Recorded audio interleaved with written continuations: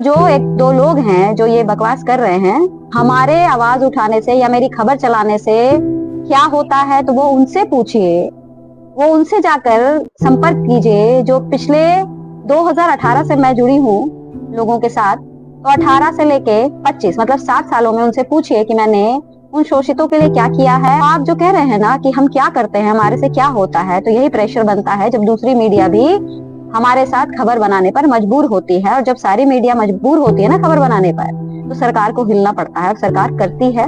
अभी जो मेरे हाथ में एक लिस्ट है, ये आपको आपको जवाब है कि हमारे न्यूज चलाने से क्या कुछ होता है। ये दिल्ली नगर निगम में काम करने वाले सफाई कर्मचारियों से जुड़ी लिस्ट है, ठीक है। और एक बात और बता दूं कि जो भी हम खबर चलाते हैं, कितनी व्यूअरशिप गई, कितने क्या हुआ, इन सब चीजों पर हम ध्यान नहीं देते। हम ध्यान इसी बात पे देते हैं कि हमारी खबर का असर कितना हुआ। ये बात और है कि काम जब हो जाता है तो हम क्रेडिट नहीं जुड़वाते हैं, नहीं तो ये भी अगर आप चाहते हैं तो ये भी मैं करूंगी। दोस्तों नमस्कार, आपके अपने चैनल जिसका नाम बजाते रहो भारत न्यूज है, उसमें आपका बहुत बहुत स्वागत है। मेरा नाम श्रावणी मिश्रा है। मैं आज आपको जो न्यूज देने वाली हूँ जानकारी वो न्यूज जो मिली है कि दिल्ली इसलिए नगर बुलाया निगम के गया ताकि आपके अलग अलग मनोबल को अलग अलग पस्त किया डिपार्टमेंट्स में जाए, जो कर्मचारी काम आपको कर रहे हैं डराया उनसे जाए, जुड़ी है। धमकाया जाए। कल मेरी महापौर लेकिन से भी मैं बात हुई थी तो महापौर साहब अपनी कह रहे थे बात कोई डरा रहा को है तो रखना मुझे शुरू बताया करूं जाए, मैं उससे उसके पहले खिलाफ मैं आपको एक्शन बता लूंगा। दूं कि लेकिन हमारा मुझे चैनल ये एक समझना है जिम्मेदार कि चैनल है। आखिर इस चैनल पर ऐसा आपको क्या है, मतलब वैसी ऐसी क्या खबरें नहीं डिमांड आप लोगों ने मिलेंगी कर दी जिससे है कि व्यूअरशिप 17वें बढ़े, दिन भी फॉलोअर्स आप लोगों के बढ़े, हाथ कुछ नहीं लग सब्सक्राइबर्स रहा बढ़े। है। इसीलिए आज मैं आप प्रदेश जब भी कार्यालय भी शुरुआत करती पहुंचे हूँ हैं तो तो अध्यक्ष आप जी ने लोगों से मुलाकात रिक्वेस्ट की जरूर करती आपसे, हूँ कल कि आप बुला रहे प्लीज हैं। चैनल को सब्सक्राइब मसला क्या करिए। है? वो इसलिए धन्यवाद बहन जी, क्योंकि आपने हमारी बजाते बात रहो को भारत समझा भी न्यूज और जाना भी एकमात्र है। ऐसा पहले से चैनल आपका है धन्यवाद जो करते हैं कि केवल आपके और केवल चैनल के पीड़ितों माध्यम से वंचितों सभी की बात साथियों को करता भी है। पता लगता है और जैसा कि कर्मचारियों आप को भी जानते हमारे हैं साथ कि क्या जो चल रहा चतुर्थ है श्रेणी के और क्या कर्मचारी हमारे हैं, साथ घट रहा है। जो शोषित वर्ग है, परंतु आज मतलब असल में अगर उनको प्रदेश का डिफाइन किया अध्यक्ष जाए तो जो महोदय दिल्ली शोषित प्रदेश वर्ग के है हमें बुलाया गया उसको था। लेकर कोई बात नहीं आज करता, बातचीत उसके बारे उनके में पास कोई समय चर्चा न नहीं मिलने के करता। कारण उन्होंने कहा सबको कि ऐसा आज लगता हमें है कि उनके पास राष्ट्रीय कोई अध्यक्ष जी तकलीफ ने नहीं है, मुलाकात वो करने कोई के लिए दिक्कत में बुलाया है, नहीं तो है। हमसे लेकिन मुलाकात असल नहीं हो में पाई। सबसे ज्यादा कोई तकलीफ में लेकिन होता आज हम है तो कर्मचारी वो काफी चतुर्थ उम्मीदें श्रेणी लेकर के यहाँ पर कर्मचारी पहुंचे होते थे हैं, कि जिनके किसी बारे तरह से में मुलाकात कोई होकर भी हम चर्चा सही करना बात रख चाहता नहीं है, पाएंगे, क्योंकि उससे ना उन्हें क्योंकि जो व्यूवरशिप डाटा मिलेगी, निगम के ना उनके अधिकारियों फॉलोअर्स द्वारा बढ़ेंगे, ना उनके सब्सक्राइबर्स बढ़ेंगे। लेकिन हम ऐसा नहीं सोचते हैं। और एक जिम्मेदार पत्रकार होने के नाते मैं हमेशा कोशिश करती हूँ कि मैं पीड़ितों की आवाज बनूं, और जो मैं हमेशा से वही काम कर रही हूँ। तो इसलिए आप सबसे मैं रिक्वेस्ट करती हूँ कि मेरे इस चैनल को, जिसका नाम बजाते रहो भारत न्यूज है, अगर आप फेसबुक पेज से देख रहे हैं और अभी तक फॉलो नहीं किया है तो प्लीज कर लीजिए। जो यूट्यूब के जरिए देखते हैं वो यूट्यूब को सब्सक्राइब कर लीजिए, क्योंकि आप लोगों का ही सहारा है। हम किसी से कोई फंड नहीं मांगते, हम किसी से कोई पैसा नहीं लेते, हम पीड़ितों की आवाज बनते हैं। ये तो रही एक बात। दूसरी चीज ये है कि मैं अक्सर देखती हूँ कि जितने भी कमेंट्स आते हैं, बहुत सारे कमेंट्स आते हैं, कई बार तो 5-5, 600 भी कमेंट्स आ जाते हैं। तो उससे मुझे पता लगता है कि वाकई में कितने लोग परेशान हैं। दूसरी चीज, उसमें कई ऐसे कमेंट्स होते हैं, मतलब सिर्फ 2-4, जिसमें लिखते हैं कि मैडम सिर्फ न्यूज बना सकती हैं, कुछ नहीं कर सकती हैं, इनके हाथ में कुछ भी नहीं है। तो भाई बिल्कुल सही बोला, मेरे हाथ में कुछ नहीं है। लेकिन मेरे हाथ में एक चीज है, वो है जो लोग हैं, जो परेशान वर्ग है, उसकी आवाज उठाना। एक पत्रकार का काम वही होता है। पत्रकार ना तो सरकार में है और ना ही विपक्ष में है। पत्रकार पत्रकार है। पत्रकार की यही भूमिका है। अगर आपको यही नहीं पता है कि पत्रकार क्या कर सकता है तो फिर इस पर बहस मैं कर नहीं सकती, क्योंकि बददिमागों से बात करने से कोई फायदा नहीं है। और रही बात कि हमारे आवाज उठाने से या मेरी खबर चलाने से क्या होता है, तो वो उनसे पूछिए, वो उनसे जाकर संपर्क कीजिए जो पिछले 2018 से मैं जुड़ी हूँ लोगों के साथ। तो 18 से लेके 25 मतलब 7 सालों में उनसे पूछिए कि मैंने उन शोषितों के लिए क्या किया है और उनको मेरे जरिए क्या लाभ मिला है। नहीं तो एक वक्त था जब डीबीसी कर्मचारी कौन है ये कोई जानता तक नहीं था। लोग पूछते थे डीबीसी कर्मचारी कौन होते हैं। उसी तरीके से सफाई कर्मचारी जो दिल्ली नगर निगम में काम करते हैं, कितने सालों से ये परेशान होते थे, इनके बारे में कोई खबर नहीं करता था, कोई न्यूज नहीं बनती थी।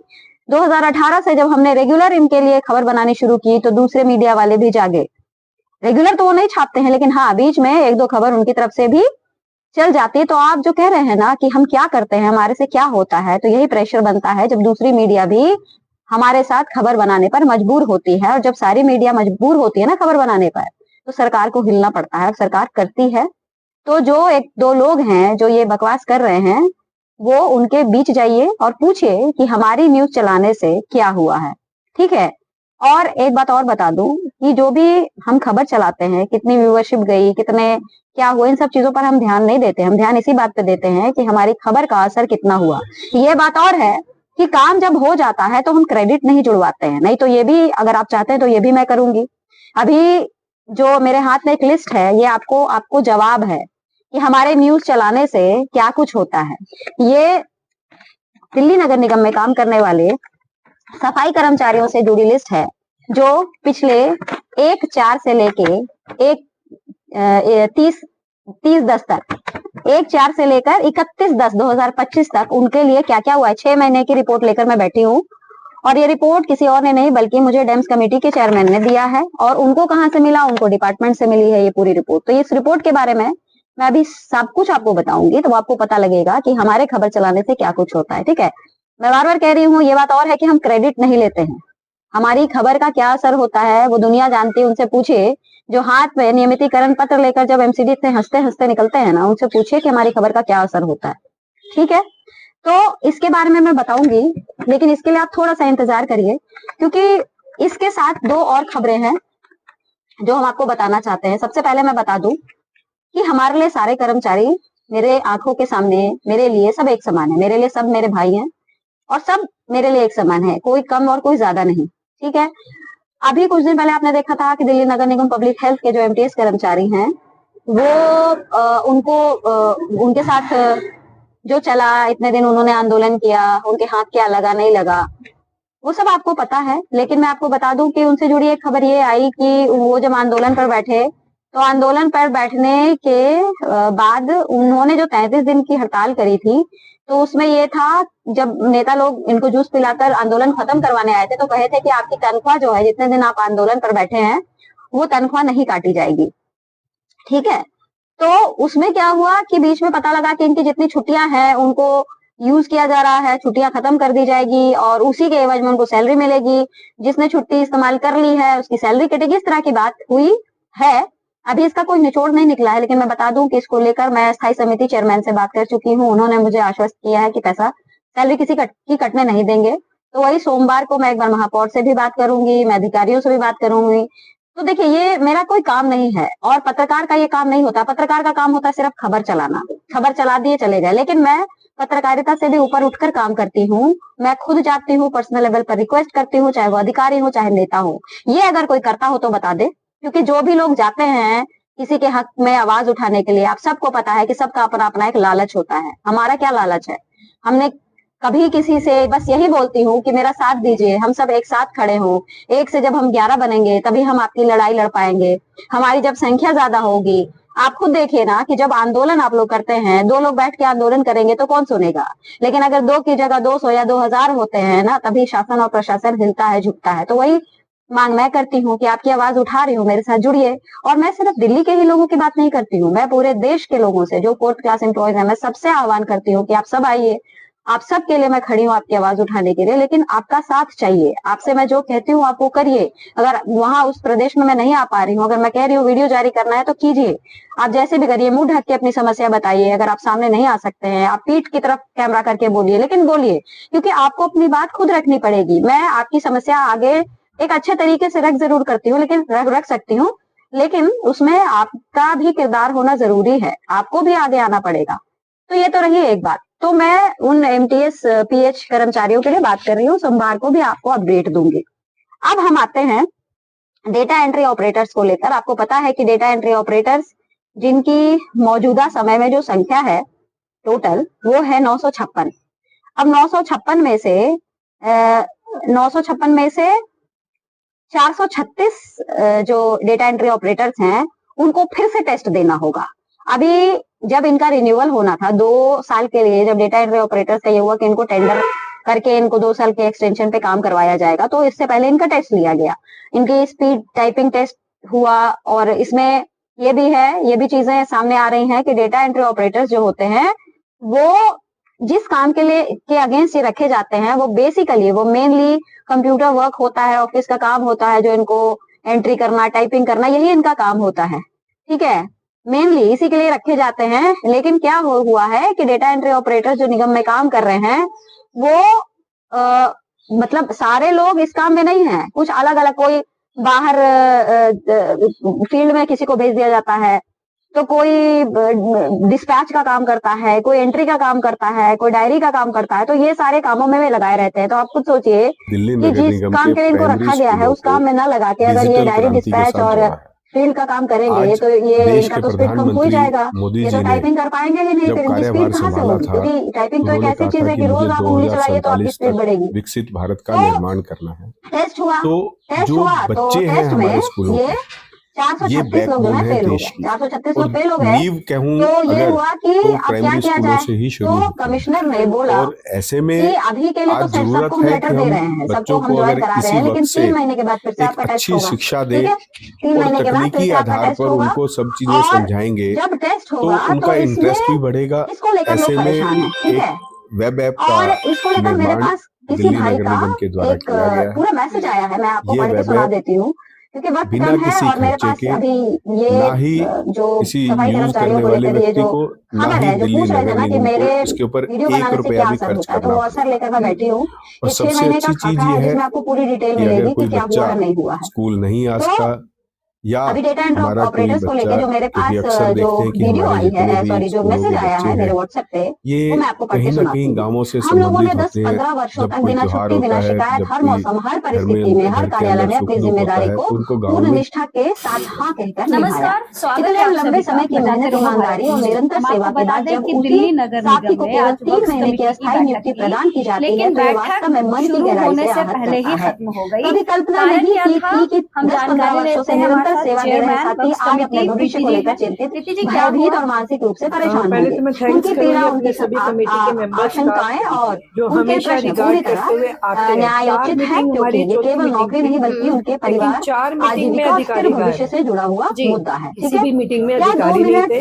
एक और टेस्ट चारों हमारी मीटिंग के 10-15 आज वर्षों तक की एटीआर ईमानदार सेवा से रिपोर्ट ही अधिक नहीं होने महत्वपूर्ण दी। हो सकता है? कोई जवाब नहीं ये है, कोई संभव नहीं। मतलब नहीं है आज कई किसी भी साथियों चीज के का, चेहरे तो पर फिर मीटिंग चिंता का और तो कोई आंखों में औचित्य ही अच्छा, नहीं अनिश्चितता क्योंकि साफ दिल्ली दिखाई की देती जनता है। सुन 3 रही है महीने तो बाद मैं क्या होगा? चाहती हूँ परिवार कि कैसे थोड़ा ये चलेगा? भी इतने वर्षों बताइए की कि सेवा वो के बदले एटीआर किस चीज इतनी के लिए अस्थिर मांगा नियुक्ति गया क्यों? था? टाइपिंग टेस्ट कौन के कौन दिन ऐसी की वो समस्याएं थी ठीक से काम जिसको नहीं कर लेकर रहे आपने थे, एटीआर कि मांगा वो था, परीक्षा का जिसकी रिपोर्ट पर्याप्त समय नहीं नहीं आई दिया और गया, अधिकारी संपूर्ण इन माहौल अदालत में में भय है? और बहुत दबाव सारी था। समस्या है। और फर्स्ट अब मीटिंग उन्हीं में 2 सब मिनट लोगों की ने तकनीकी कमियों के पहले आधार तो मैं पर क्लियर किसी कर दूं के कि पूरे अधिकारी करियर क्या का बोलते निर्णय हैं। लिया जा अधिकारियों रहा का है। यह कहना तो होता है कि जब हम व्यवहारिक पूछते हैं भी आप है, अहम ये ना मीटिंग तो है, ये व्यवहारिक आप है और ना सोचिए ही कि न्याय कॉर्पोरेशन की संगत। सबसे जिन बड़ी साथियों को मीटिंग है लेटर ये प्राप्त हो चुके सिविल हैं उनमें की। से कुछ लेकिन मैं ये स्थिति हैरान हूँ को कि जब भी शांति उनसे से पूछा समझ गया रहे हैं, वक्त कमेटी में कुछ कि अपने उन्हें सहयोगियों को सीएम प्रोत्साहित मैडम कर की रहे हैं मीटिंग और थी। कुछ माहौल को हल्का सीएम रखकर हमारी, तनाव कम दिल्ली करने का हमारी, प्रयास कर रहे हैं। कॉर्पोरेशन ये हमारा विभिन्न और पब्लिक हमारी, प्रति जवाबदेही है क्रियाएं, पब्लिक के। तो उनको यह मैडम, अगर सीएम मैडम एक को बार तो फिर नहीं से मैं ले पता लेती कि हूँ, हाँ हमने क्या प्रतिक्रियाएं डिसाइड किया हुआ स्वाभाविक है, है तो और अगर सभी ऐसी कोई साथियों का मीटिंग का व्यवहार वर्तमान परिस्थितियों का ही प्रतिबिंब है।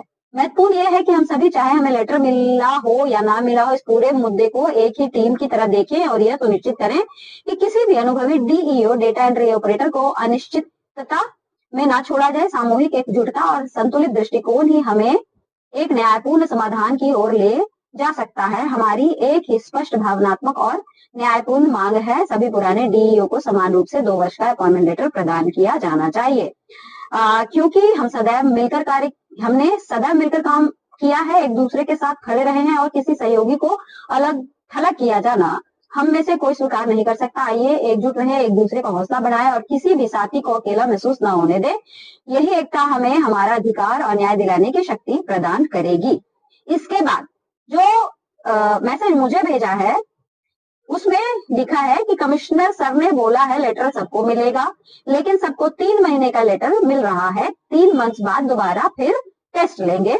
मैडम प्लीज आप अपने चैनल पे डालो, सब कुछ क्लियर हिंदी में लिखा है। अब हमारी नौकरी को बचाने वाले आप हो, आपकी वजह से हम रोटी खाएंगे।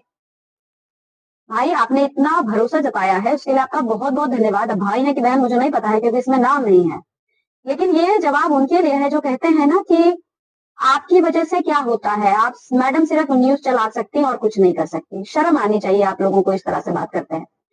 तो मैंने जो जवाब दिया, मैंने कहा कि आप मंडे को आइए और कैमरे के सामने बोलिए। उन्होंने कहा मैडम डर लगता है, हम डिपार्टमेंट परमानेंट तो नहीं है, वीडियो वायरल होते ही जॉब से हटा देंगे। फिर मैंने बोला कि देखिए परेशानी है तो सामने तो आना पड़ेगा। तो उन्होंने कहा कि हम टाइपिंग की तो तैयारी कर लेंगे, लेकिन 2 साल का तो लेटर मिलना चाहिए, ठीक है। अब उन्होंने कहा कि 2 साल टाइपिंग की तो हम तैयारी करेंगे, लेकिन ये 2 साल का जो 3 महीने का लेटर मिला, 2 साल के मिले, ठीक है। फिर मैंने बोला कि सिर्फ मेरे बोलने से काम नहीं चलेगा, तो उन्होंने कहा काम तो हो जाता है जी, काम तो हो जाता है जी, मतलब मेरे बोलने से काम तो हो जाता है। ये जिस भाई ने या बहन ने जो मुझे मैसेज भेजा उसका ये कहना है। ये देखिए मैं पूरा पढ़ रही हूँ, ठीक है। अब पिछली बार आपकी वजह से जल्द काम हुआ था मैडम जी, तो उन्होंने फिर आगे लिखा, फिर भी मैंने लिखा वो अलग बात है, ये अलग है, जो हो सकता है मैं कर देती हूँ, आप लोग आइए सामने बोलिए। तो उन्होंने कहा रिक्वेस्ट है बस मैम, हम 956 लोग हैं मैम, आप उम्मीद की किरण हो हमारे लिए। इससे मेरा हौसला बढ़ता है। मुझे लगता है लोग हैं जो मेरे ऊपर भरोसा करते हैं, और कई बार जब लोग सामने नहीं आते हैं और इस तरह की टिप्पणी की जाती है कि आप सिर्फ खबर चला सकती हैं, तो बड़ा मन दुखी होता है। लेकिन मैं ये भी सोचती हूँ कि 1-2 ऐसे बेकार लोगों की बातों में आकर मेरे साथ जो लाखों लोग खड़े हैं उनको मैं क्यों दरकिनार करूं, क्यों नजरअंदाज करूं। क्योंकि ये चीज अगर मैं करती हूँ तो ये उनका हौसला बढ़ेगा, जो लोग चाहते ही हैं। ये वो लोग हैं असल में जो एक तो दूसरे कर्मचारियों का मनोबल गिराते हैं, पहला उनका यही काम होता है, और दूसरा होता है कि कैसे भी करके लोगों से पैसे कमाओ, उनको उल्टे सीधे रास्ते बताओ ताकि उनकी जेबें भरे। तो हो सकता है ऐसे लोग हों। तो निश्चित तौर पर जो डेटा एंट्री ऑपरेटर्स हैं उनके लिए मैं बात करूंगी, जो एमटीएस पीएच है उनके लिए भी बात करूंगी, और अब जो मैं बताने जा रही हूँ जो दिल्ली नगर निगम के सफाई कर्मचारी हैं उनसे जुड़ी बात है, ये उनको भी जवाब है जो कहते हैं कि मेरी खबर चलाने से क्या होता है मैडम, सिर्फ न्यूज चला सकती हैं।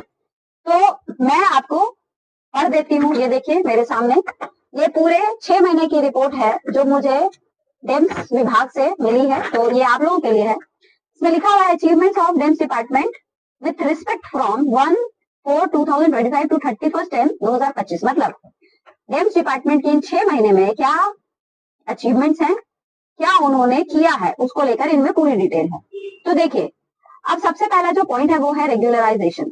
तो इन 6 महीने में 1139 मतलब 1139 कर्मचारियों को रेगुलराइज किया गया है, जिनमें से 950 जो है वो नॉर्मल सफाई कर्मी है, तो उन्हीं में से 189 जो है सीजी केस है। ये मैं आपको मोटा मोटी बता रही हूँ, इसकी पूरी डिटेलिंग में स्टोरी जो है वो DIMMs committee chairman Sandeep Kapoor के साथ ही मैं करूंगी, और क्योंकि वो इलेक्शन में व्यस्त है, मेरी बात हुई थी तो उन्होंने कहा था कि मैं बहुत जल्दी इसके ऊपर पूरी न्यूज बनवाऊंगा।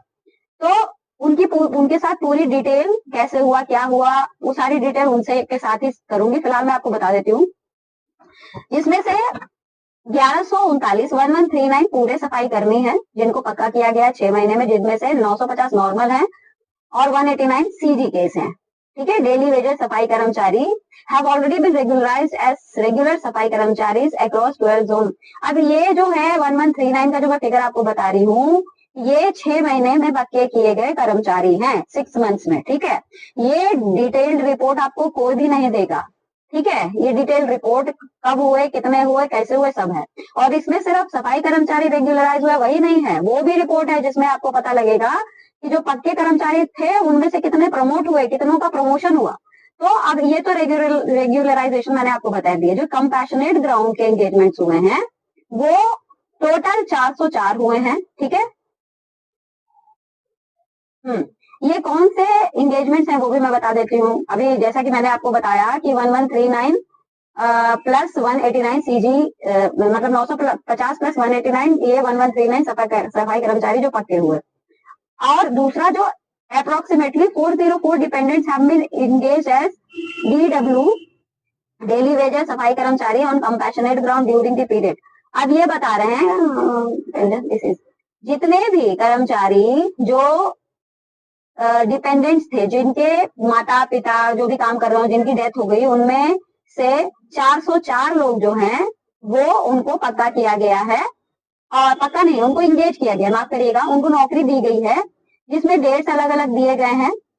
30/4/2025 को 60 सीजी केस लगाए गए, फिर 19/6/2025 को 88 केस लगाए गए, 25/7/2025 को 81 लोग लगाए गए, उसके बाद 10/9/2025 को 74 लोग लगाए गए, फिर 6/10/2025 को 27 लोग लगाए गए, फिर 16/10/2025 को 74 लोग लगाए गए। मतलब टोटल जो है 404 लोग जो है कंपैशनेट ग्राउंड पे डेथ केस वाले लगाए गए। अब आगे बढ़ते हैं। Appointment as ASI dependents of deceased ASI, SI, CSI। अब बहुत सारे जो ASI थे जिनकी डेथ हो गई, SI थे जिनकी डेथ हो गई, CSI, SS, ये सारी जिनकी डेथ की जगह 5% कोटा पे जितने लोग लगाए गए हैं वो है 9 लोग। ठीक है। अब कॉम्पिटिटिव एग्जामिनेशन फॉर अपॉइंटमेंट और ASI, अब परीक्षा दिया, परीक्षा देने के बाद जो DSSB के जरिए जो लोग आए हैं एज एन ASI, जिनकी नियुक्ति ASI के तौर पे हुई DSSB के जरिए, वो 3/10/2025 को हुई है और वो कितने लोग हैं? 342 लोग हैं। ठीक है। एक एक डिटेल रिपोर्ट आपको मैं दे रही हूँ। जो कहते हैं ना कि मेरी खबर चलाने से कुछ नहीं होता मैडम, सिर्फ न्यूज बनाती हैं, उनको जवाब है। अब प्रमोशन की तरफ आते हैं कि कितने लोगों का प्रमोशन किया गया।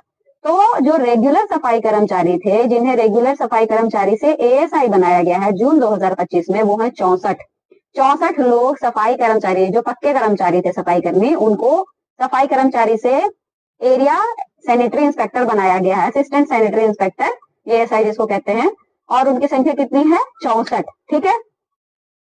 अब ये जो कैडर है, जो रेगुलर सफाई कर्मचारी थे, उनको सैनिटरी गार्ड बनाया गया। ठीक है। वो कितने बने? 332। The following cadre wise promotion were made. तो 332 लोग जो हैं वो रेगुलर सफाई कर्मचारी से सैनिटरी गार्ड बने। ठीक है। अब देखिए, और 2 बड़े प्रियम्बल भी पास हुए हैं, जिसमें से है preamble of regularisation of subs DWSK, मतलब डेली वेजर और substitute safai karmachari, engage between 1/4/2000 to 31/3/2002 to be regularised with respect from 1/4/2008, मतलब has been approved by the corporation. मतलब 1/4/2000 से लेके 31/3/2002 तक के जितने भी कर्मचारी हैं, जो कच्चे कर्मचारी हैं, सब्सटीट्यूट और डेली वेजर, इन सबको 1/4/2008 से पक्का माना जाएगा। इसका भी प्रियम्बल पास हो गया है। धीरे धीरे ये लोग भी पक्के होंगे। तो वहीं preamble of regularisation of substitute, मतलब पहला वाला तो नॉर्मल कर्मचारियों का था, दूसरा जो डेथ केस वाले हैं, तो डेथ केस वालों का 1/4/2010 से लेके 31/3/2015 तक के लोगों को पक्का किया जाएगा। और वो कब से पक्के मतलब होंगे? वो है 1/4/2020 से। To be regularize with respect from 1/4/2020। ठीक है।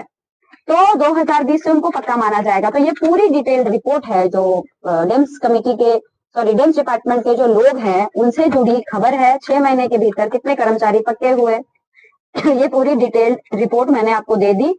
और इसको और हम डिटेल में समझेंगे और हमें खुद समझाएंगे संदीप कपूर, जो डेम्स कमेटी चेयरमैन है, और क्योंकि वो इसके ऊपर बहुत अच्छे से काम कर रहे हैं तो उनको ज्यादा अच्छे से पता होगा कि कैसे क्या है। तो हम उनसे इसके ऊपर प्रॉपर जो है आपको समझाकर एक न्यूज बनाएंगे आपके लिए, जैसे ही उनको टाइम मिलता है, जैसे वो बताते हैं। तो ये सारी डिटेल मैंने आपको दे दी। उम्मीद करती हूँ कि आप लोग मेरी इस वीडियो को सुनकर कम से कम ये तो समझ ही गए होंगे। खास करके वो लोग जो कहते हैं कि मैडम सिर्फ न्यूज बनाती हैं, तो उनको पता लग गया होगा कि मैडम न्यूज बनाती हैं या न्यूज का असर भी होता है। लेकिन एक बात आपने जरूर मुझे समझा दिया कि खबर का असर दिखाना बहुत जरूरी होता है, नहीं तो आप लोग बड़े हल्के में लेते हैं कि हमारी खबर का कोई असर ही नहीं होता है। आप भूलिए मत, जो दिल्ली नगर निगम में DBC कर्मचारी थे, जिनके लिए हमने लगातार आवाज उठाई, और उन भाइयों से भी पूछिए जो बहुत परेशान होते थे, जिनको लोग कहते थे, जब ये सांसद मनोज तिवारी के पास गए थे तो उन्होंने कहा था मैं तो पता ही नहीं था DBC होता क्या है। तो DBC का जो नाम है, जिनको हमने सबकी आंखों के सामने लाने में अपनी अहम भूमिका निभाई, वो मत भूलिए। मैं कोई अपनी तारीफ नहीं करती, ये उनके लिए जवाब। मुझे पता है कि मेरे भाई मेरी बहनें मेरे साथ हैं, उनको पूरा भरोसा है, वो ऐसी बातें कभी नहीं करेंगे, क्योंकि मुझे वो अपने आप से कभी अलग समझते ही नहीं है। उनको पता है कि मैं उनके ही बीच की हूँ। ये वो लोग हैं जो नकारात्मक लोग हैं, और ऐसे लोगों को मैं तुरंत ब्लॉक भी मार देती हूँ, क्योंकि ऐसे लोगों का काम है दूसरों को सिर्फ गुमराह करना। तो गुमराह दूसरों को कर लीजिए, मुझे कोई नहीं कर सकता। तो फिलहाल ये पूरी डिटेल्ड जो बात थी मैंने आपको बता दी। उम्मीद करती हूँ कि आप लोगों को मेरी बात समझ में आई होगी। कुछ ऊपर नीचे बोल दिया होगा तो अपनी बड़ी बहन या छोटी बहन समझकर मुझे माफ करिएगा। और यही बोलूंगी कि अपना खूब सारा ख्याल रखिए, और मुझे जितना हो सकता है आप सपोर्ट करिए, क्योंकि आप समझिए कि हम किसी भी सरकार के दबाव में काम नहीं करते, पहली बात। दूसरी चीज कि अगर हम दिल्ली से जुड़ी और भी कोई खबर करते हैं तो प्लीज उसमें भी आपका सपोर्ट चाहिए, उसको भी आप शेयर करिए, लाइक करिए, क्योंकि मैं देखती हूँ कर्मचारी सिर्फ अपनी खबर सुनते हैं, उसके बाद बाकी जो खबर आती है उसको वो बढ़ा देते हैं। तो ऐसा क्यों करते हैं? ये वो भी खबर आपके लिए है, आपका सपोर्ट नहीं मिलेगा तो हम कैसे आगे बढ़ेंगे? क्योंकि हम ईमानदारी से तभी काम कर पाएंगे जब अपने खून पसीने की कमाई हमें मिलेगी। तो हमारे पास और तो कोई जरिया नहीं है कि हम इधर उधर जाएं, हम उल्टे सीधे काम करें। हमें तो आपका ही साथ चाहिए और हम आपसे कोई पैसे की भी डिमांड नहीं करते, बस ये कहते हैं कि हमारी खबर को बस लाइक करिए और शेयर करिए, ताकि हमें मॉनिटरीली मतलब कुछ कुछ हमें आर्थिक तौर पर भी हमें मदद मिले। बस इतना ही कहना है और आपसे मैं उम्मीद करती हूँ, आप पे हक समझती हूँ, इसलिए ये सब बात कह रही हूँ, इसको अन्यथा मत लीजिएगा। तो फिलहाल यही कहूंगी, खूब सारा अपना ख्याल रखिए, दुआ करिए कि हम आपके लिए और मेहनत करें और आपको हम आपका समाधान दिलाने में हमारी भी सफलता हो, हमें भी सफलता मिले। चलिए, आप सभी का बहुत बहुत धन्यवाद मुझे सुनने के लिए। नमस्कार।